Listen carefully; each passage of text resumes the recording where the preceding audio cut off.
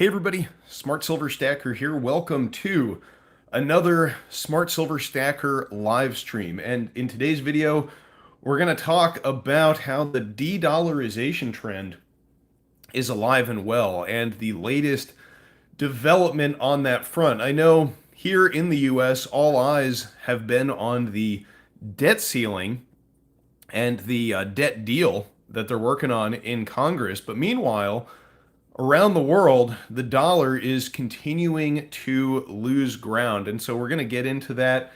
And, Saudi Arabia joining the BRICS New Development Bank on its face may not look like de-dollarization, but we're going to get into why this is not a great sign for the dollar's status as the world reserve currency. We'll get into a little bit of the New Development Bank, what it is, and some of the other members, because that's also rather telling.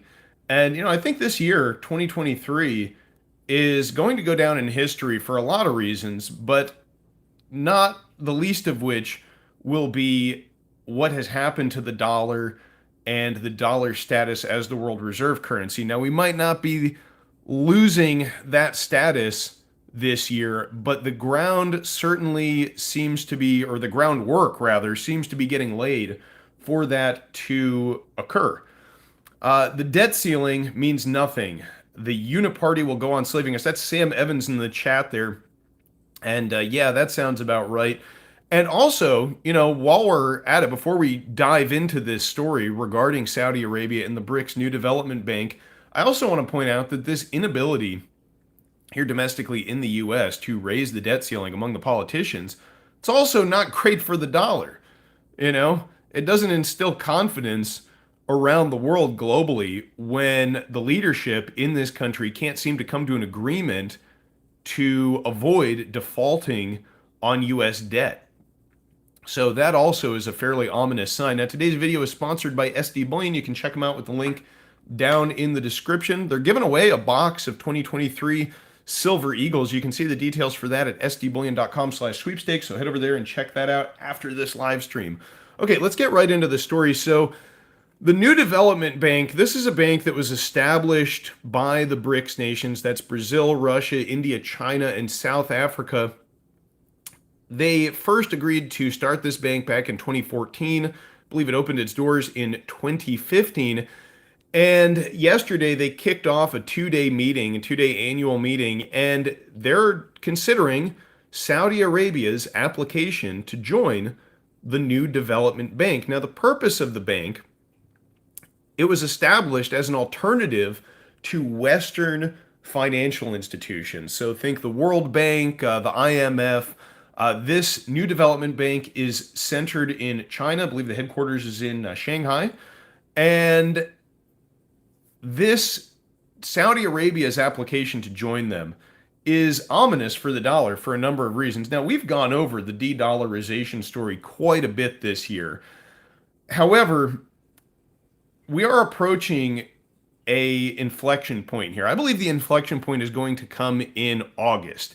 And the stage has just been getting set slowly, bit by bit, for a major shift in the global financial order. Now, I believe it was January of this year, we had Sergei Lavrov, he's the Russian foreign minister, telling us that at the BRICS summit, which is to be held this August in South Africa, that they will be considering an alternative BRICS currency. That is a currency designed to rival the dollar status as the world reserve currency. Now, what that will look like is still kind of up in the air.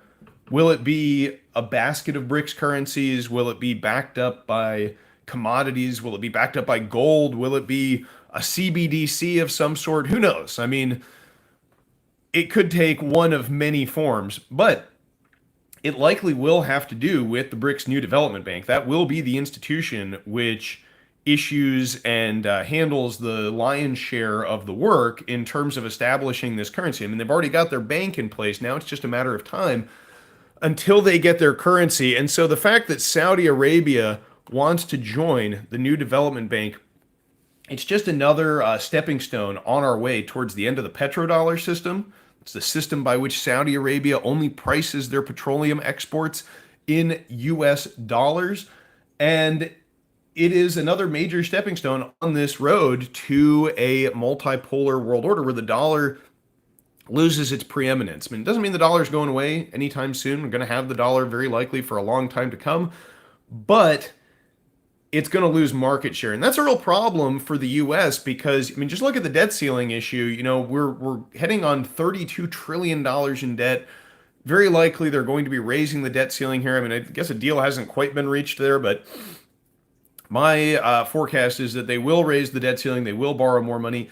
But when you have the rest of the world de-dollarizing, it makes going into that level of debt a bit more difficult, right? If you're in the business of selling US treasuries around the world and suddenly the world becomes less interested in dollars, that's a big problem. And why would Saudi Arabia want to join the New Development Bank? Well, probably because they want to diversify away from the dollar. I mean, it's the same thing that's been going on ever since the Russian invasion of Ukraine when we had US dollar assets held by Russia frozen, right? The dollar has been weaponized, and so nations are looking for alternatives.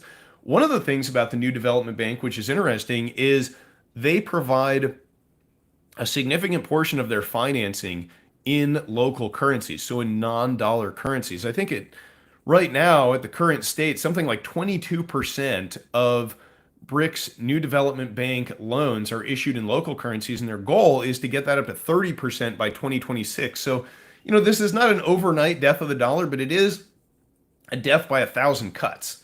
That's the thing.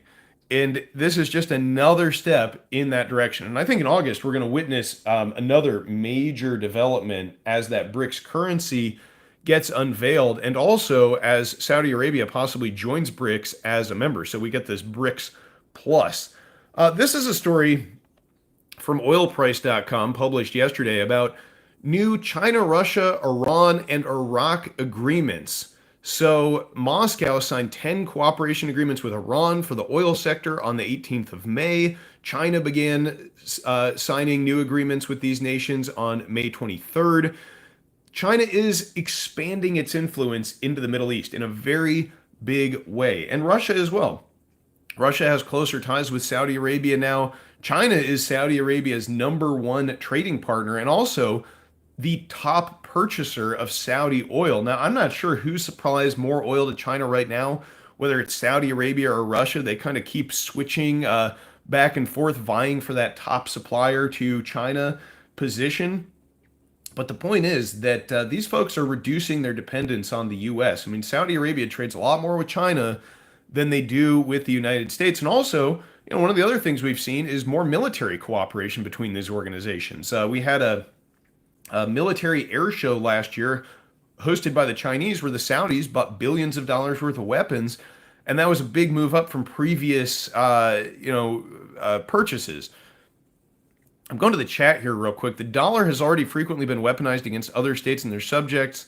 Yeah, it has. It's true. We've done a lot in terms of sanctions, but in 2022, the sanctions really kicked up a notch. I mean, if you look at a chart, I don't have one in front of me here, but of the number of sanctions applied, I mean, it spiked up in a big way in 2022, and freezing the dollar denominated assets of a power like Russia, kind of an unprecedented move. And I mean, you can see that since all of this started, China has been dumping treasuries. You know, they used to be, they still are the second largest holder of U.S. treasuries, but they've been dumping those. You know, they're trying to isolate themselves a little bit from the U.S. dollar, reduce their dependence on it. And we're also seeing countries like Iran, who is heavily sanctioned, getting on board. I mean, Iraq, I'm sure they don't have a lot of love for the U.S. following the decades-long invasion and occupation that they suffered through. You know, I'm sure Saddam Hussein wasn't a great guy, but still, nobody likes it when they get invaded. So, you know, all these countries in the Middle East, they're looking very skeptically at any partnerships they have with the U.S., and they're looking for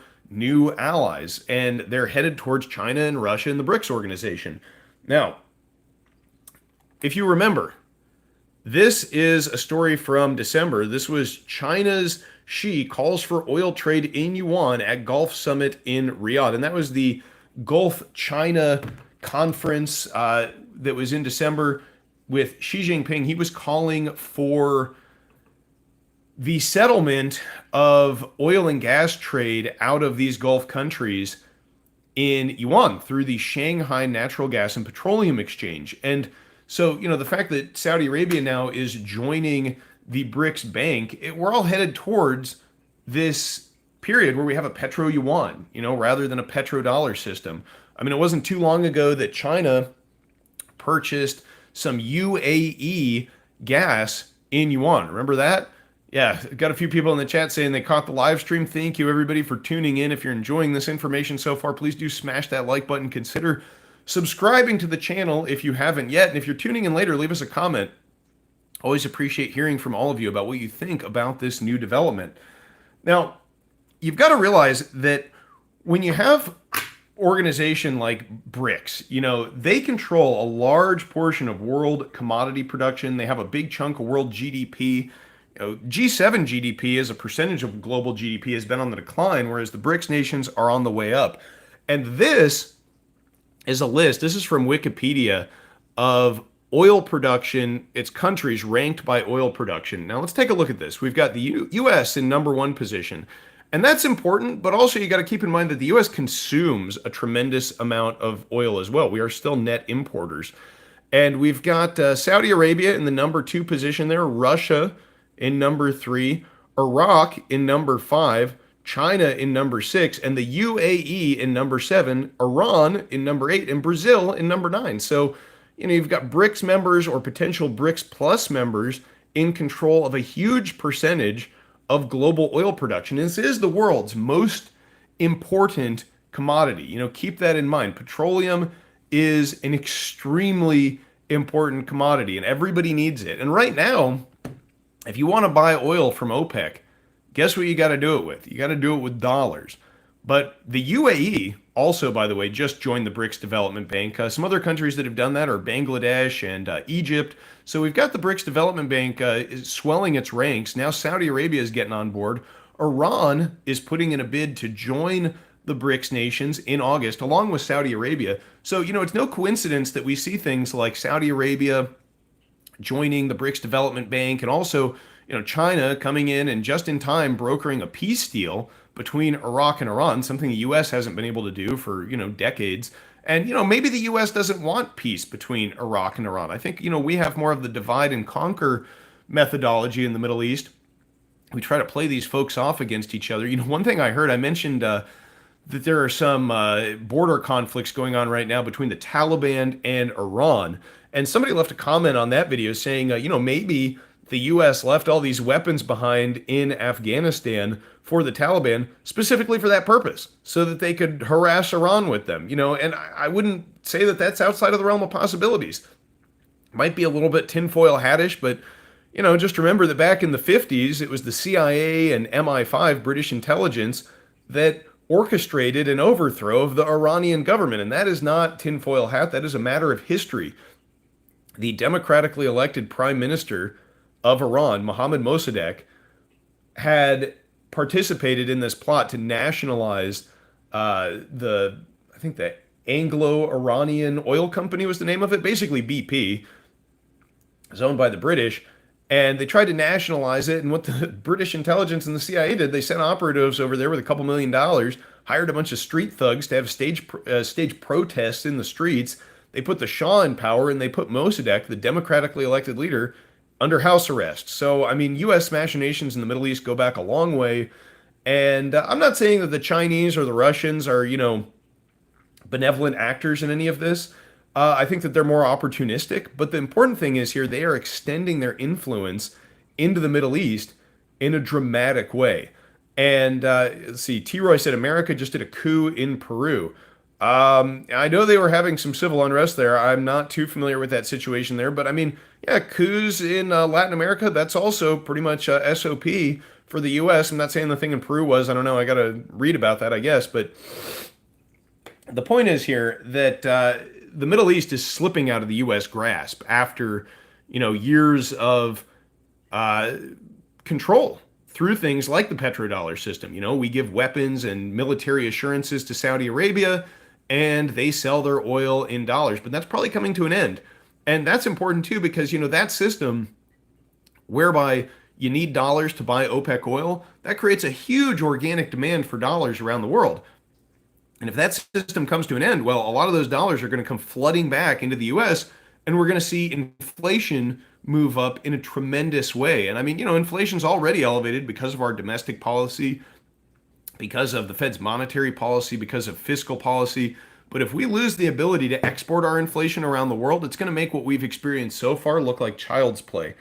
Now, this is a list of natural gas reserves. So I just wanted to bring this up to point out that it is not just oil that is affected by this. I mean, look at the top two countries there, Russia and Iran, and they have a huge percentage of global gas reserves. And Qatar there in number three, Qatar just signed a deal with China a couple months ago to provide them with gas for, I think, 25 years.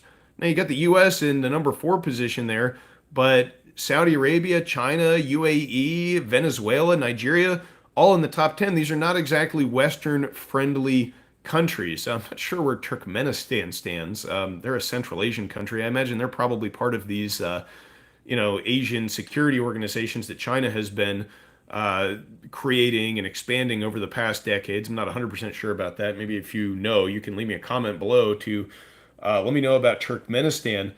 Um, yeah, so this was another story I wanted to bring up. This is an old one. I've covered this before, but this is from February about how BRICS is going to be expanding in August. They're going to be very likely taking Iran and Saudi Arabia into the fold. So we're going to have a BRICS plus, and the South African ruling party has been pushing for this, for BRICS expansion. So, we got a couple of things on the agenda in August at the BRICS summit. We got expansion, we've got de-dollarization and a replacement currency. And so this move by the Saudis to join the BRICS Development Bank, really what this is just a sign to us that this de-dollarization agenda hasn't paused.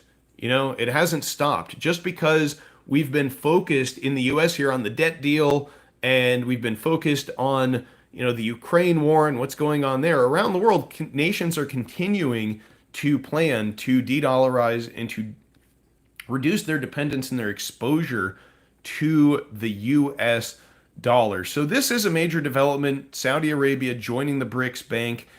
It's only a matter of time before we see either a BRICS currency or the yuan or some other form of currency. Who knows? Maybe it'll be gold. I mean, Iran and Russia are working on this gold-backed stablecoin for international payments. But the day that Saudi Arabia tells us that they're selling oil for a non-dollar currency, it's going to be a very big deal. And you don't really hear this talked about a lot in the mainstream media. For a while there, they were telling the de-dollarization story, but that seems to have all been forgotten now. Haven't heard too much talk about this. All eyes are on the debt ceiling. Look over here on Bud Light, and who's on their bottles. That's the craze. Whereas nobody's really paying attention to things like the BRICS nations expanding and their continuing attempts to undermine US dollar hegemony around the world. So we all need to be getting ready for that. One of the ways we can do that is that we can get into hard assets, things that will weather the de-dollarization storm and the likely inflation that will come about as a result. And that could mean, real estate, it could mean gold. I tend to prefer silver myself. I view it as being an incredibly undervalued asset at today's prices, although I do think it's in the green today, gold and silver. Maybe the pullback is over. It looks like gold is trying to break out back above $2,000 at the time I'm recording this, or at least the last time I checked the chart.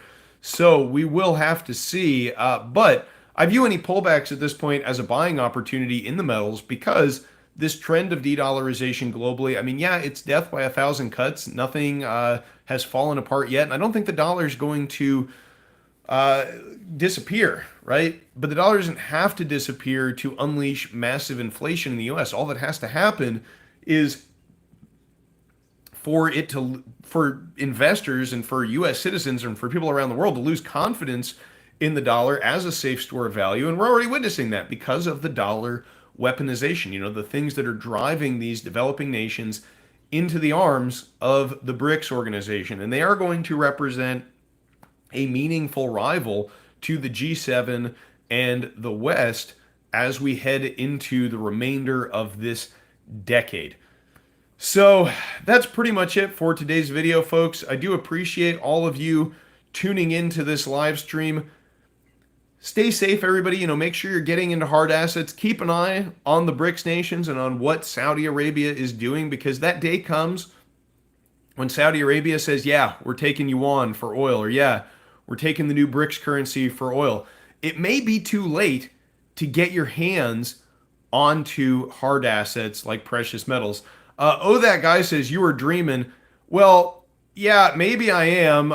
Maybe this is all, a flight of fancy, I guess. But I think that anybody who thinks that the dollar is going to hang on to the world reserve status for, the remainder of this century, you're the ones dreaming. I mean, the US dollar has been a purely fiat currency since 1971. It's a pretty good run for a purely fiat currency, but the signs are all around us that it is on the verge of losing its preeminent global status. And again, it doesn't mean dollars going away. The G7 in the West are going to continue using dollars, but we will also see other currencies, alternatives arise. And, when you have the G7 in the West, they're basically financiers. They print paper money, they print digital currency, they have access to these debt markets and financial markets. But, the BRICS nations, they produce commodities. They produce the world's most important commodity, oil, especially if they get the UAE and Iran and Saudi Arabia. They have a tremendous portion of world GDP, world population. They're on the rise, they're on the move up. And I just think it's wise to diversify into some hard assets, just in case. If you've got a bunch of US dollars, that's fine. I know, hey, you can put them in a bank account now and get 4% or 5% in short term treasuries. That might seem like a nice risk free yield, but I don't think it is, because the real risk is to the currency itself. And, inflation is still stubbornly high. I think it's going to be going a lot higher as a result of these trends. So let me know what you think in the chat. Let me know what you think in the comments down below. Thank you so much for watching, everybody. Stay safe and happy stacking, and I will catch you next time. Smart Silver Stacker out.